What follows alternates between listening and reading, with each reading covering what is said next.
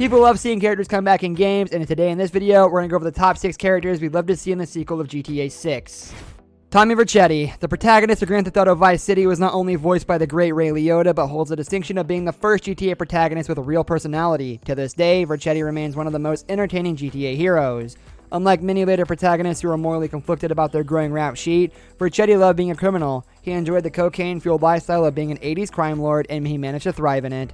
There is not an unrealistic chance Vercetti could return in Grand Theft Auto 6, given some of the rumors we've heard about its location and possible timeline. Actually killed all 11 of these hitmen, and he was convicted on 11 counts of murder, and he served 15 years. In the events of Vice City, these two had a very close relationship, but after the events of Vice City in 1986, Luis Fernando Lopez. Grand Theft Auto 4's collection of DLC was not only some of the best content that Rockstar has ever produced, but it happened to feature some of the series' best characters. Take Luis Fernando Lopez, for example.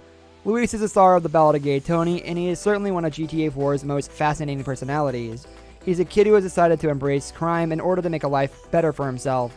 Considering that Lopez was referenced in GTA Online, it's possible that he could appear in some form in GTA 6.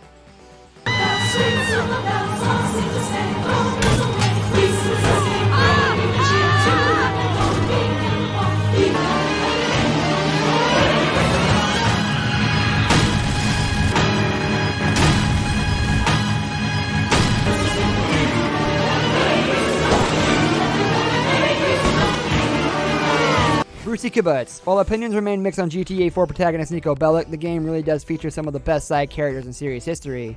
Brucey Kibbutz may be the most memorable supporting character of them all. Essentially a Jersey Shore reject, Brucey Kibbutz lives a kind of fast and stupid life that may not make him a role model, but does make him a source of consistently entertaining comedy.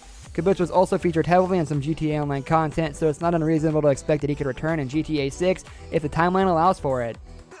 Have fun, I guess. Good luck.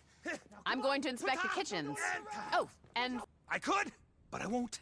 That would be dangerous. Mr. Chang's uncle wants to thank you for your assistance. I could break that disc in half just with my mind. Franklin Clinton. You knew we were going to get to GTA 5's 3 protagonists at some point. They are, after all, some of the best playable characters in the series' history. Franklin Clinton is one of the more compelling characters in GTA 5's epic story. There are times when he feels like he's along for the ride, but he not only proves to be the perfect vehicle for the player in that respect, but we get to see him grow quite a lot over the course of the game. It'd be fascinating to see what Clinton is up to these days, but again, that really just depends on when and where GTA 6 takes place. We'd fully expect him to appear in a present-day sequel. You to be the last person I touch? Yeah, okay, Air 5 then. West Coast douchebags! Man, where's my get-out-of-jail-free card, motherfucker? I'm sorry, okay? You know what, Mike? You understand? Not quite. Can you explain that again? What I was saying! Look, man, that car in La Puerta is a fucking hoopty. Trevor Phillips. As a runaway star of Grand Theft Auto 5, it should come as no surprise that we'd love to see the bizarre and insane Trevor Phillips return to the world of Grand Theft Auto. Is that realistic, though? It depends on whether or not GTA 6 adheres to the non-canon GTA 5 ending in which Trevor dies. But given Trevor's voice actor, Stephen Ogg, has talked about GTA 6 in the past, there's at least a slight chance that he comes back in some way. Considering how much fun Rockstar clearly had writing Trevor Phillips the first time around, there's no reason he shouldn't make a return in the next game. Michael DeSanta. We'd honestly be fine with all 3 GTA 5 protagonists returning in GTA 6 in some capacity, but the argument for Michael DeSanta is admittedly controversial. After all, it feels like GTA 5 captured the end of DeSanta's story arc.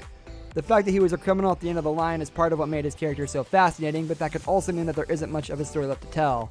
Still, it'd be nice to see DeSanta drop in for a cameo in GTA 6.